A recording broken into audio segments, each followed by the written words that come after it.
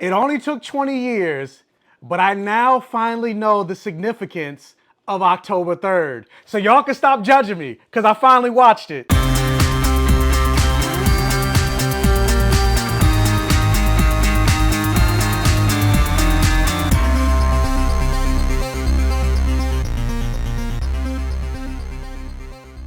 And welcome to my Safe Gayven, everybody. Happy New Year. Thank you guys so much for rocking with me for another year here on the channel and for joining me for another video here on the Black Gay Comic Geek channel. If this is your first time checking out the channel, thank you guys so much for joining me. Let me introduce myself.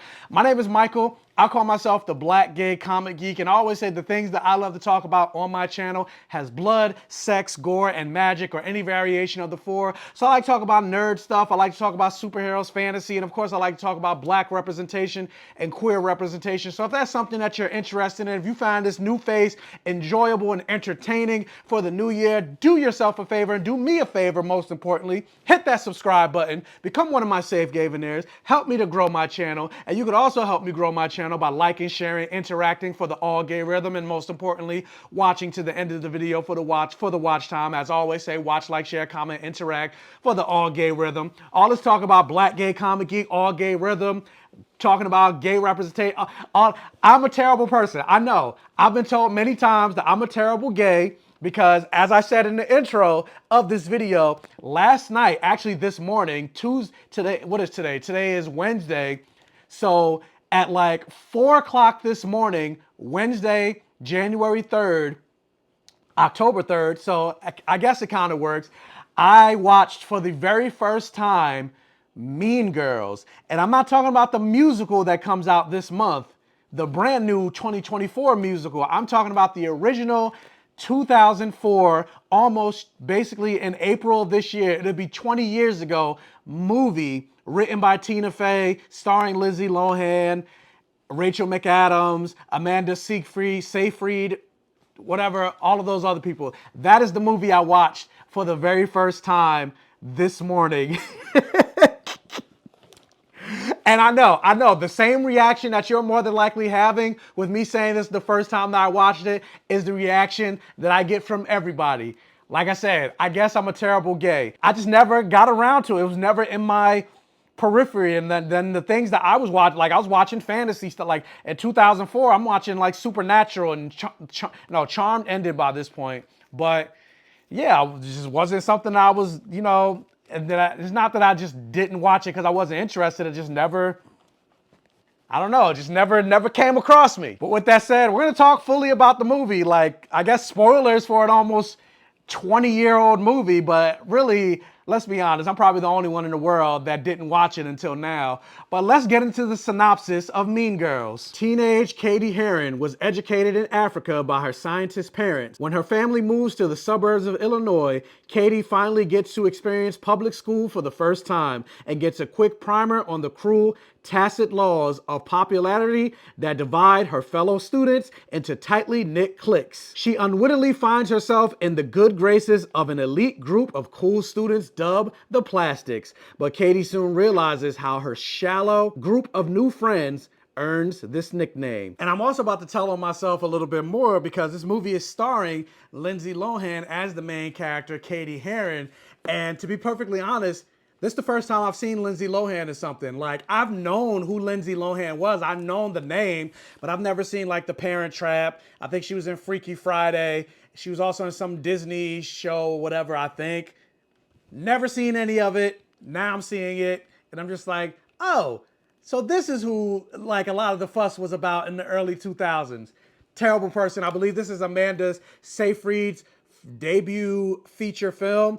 I know her from Mamma Mia with Meryl Streep.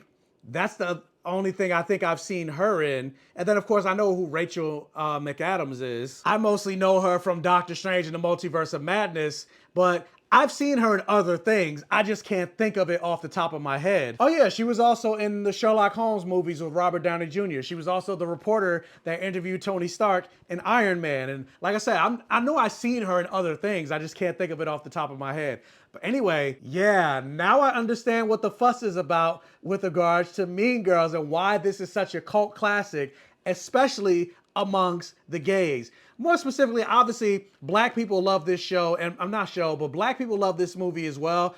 But I also understand like why it's such a cult classic amongst the white gays, and because you know the cattiness, the mean girl aspect, and then and I guess just gay people in general, because even when you think about RuPaul's Drag Race, they do have that whole like shade or read section of the show, and so like the whole mean girls, it's very like it's very gay. And then speaking of it being so gay, I actually found out, a couple people hit me up when they found out I just watched it for the first time, but like 3 of the main guys in this movie ended up coming out as gay. I'm not sure which 3. I'm assuming it's the guy that Lindsay Lohan has a crush on. I know Damien came out as gay, and then I guess the other girl that I can't think of the not Rachel McAdams, not Amanda Seyfried, but the other girl, the guy that she liked. I guess he was the other person that came out as gay, because what other main guy are there in this? Anyway, all I know is 3 guys that were the main guys in this movie ended up coming out as gay in real life. And then speaking of gay, like the fight that happened in the school after the yearbook quote that the Plastics made, like, again, I understand why gays love this, because gays love a good cat fight. And not even just that, but like, and I understand because I've been hearing these quotes for years. I just had no reference to them because I never seen this movie. But like, this movie is so freaking quotable. Like, stop trying to make fetch happen. You can't sit with us. On Wednesdays, we wear pink. Or like when she said, if you're from Africa, why are you white? Or even that moment with Tina Fey where Katie showed up and they were like, we have a new student coming to the school. She just arrived from Africa. And Tina Fey looked at the one black student and was just like, welcome. And granted, I don't blame her for that, because if you hear somebody coming from Africa, you're going to instantly think it's going to be somebody black. And so she looked at the black student and was like, oh, well, welcome here. And she's like, what are you talking about? I'm from, what'd she say? I'm from Boston or whatever. I was just like, there's just so many moments that just had me dying in this movie. Or the moment where she became part of the Plastics and it was like the montage of the walk. It's a walk that you have in every movie. They did it in The Craft, where you see the girls, the bad girls, the popular girls walking throughout the classroom, and they have the slow-mo music going, and they have the music playing. And so it's the 4 of them, and Lindsay Lohan is walking, and then all of a sudden she turns her head, and she walks and falls over in the trash. I fell out dying. Like, and I think part of the reason this movie has endured for so long, again, in April of this year, it'll be 20 years. And then they're doing a remake. Like, the movie was adapted into a musical on Broadway. And now that musical on Broadway is being adapted into a movie musical. And so it's because the writing is smart. Tina Fey did a great job with this movie. Like, it's smart, it's witty, it's funny. And then also at its core, even though it's called Mean Girls, at its core is really just about a sense of belonging, wanting to fit in, wanting to feel like you have a tribe. And we all relate to that. We all feel like, you know, we want to have a place that we can be accepted and be comfortable with the people that, you know, we hope love us and we love back.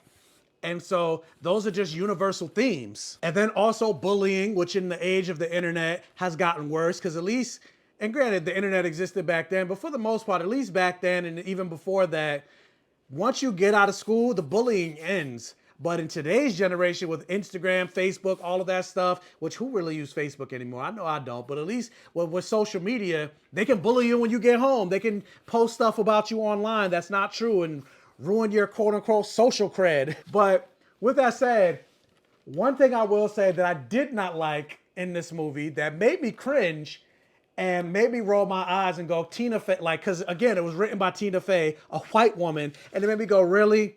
Like, really? You had to throw this in there? The moment where they were all talking in the gym and you had the Asian clique and they started arguing with each other because they were both sleeping with the gym teacher. There was a moment where one of the Asian person, the girl, she said, nigga please, in Asian. And you had the subtitles there. And I'm just like,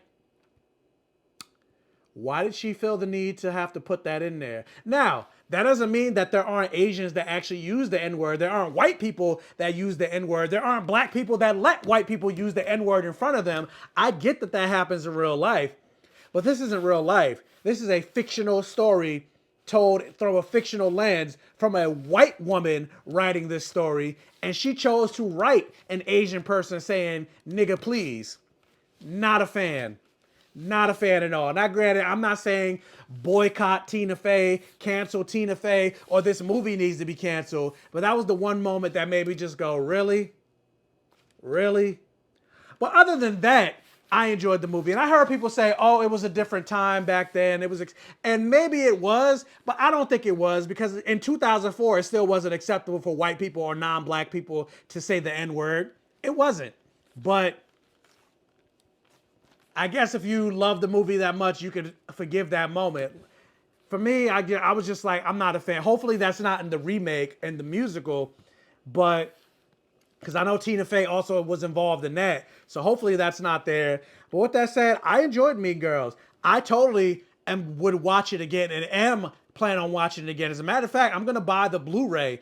And on top of that, part of the reason I decided to go back and watch the original is because next week I was invited to a screening of the 2024 musical adaptation. And so I was like, you know what?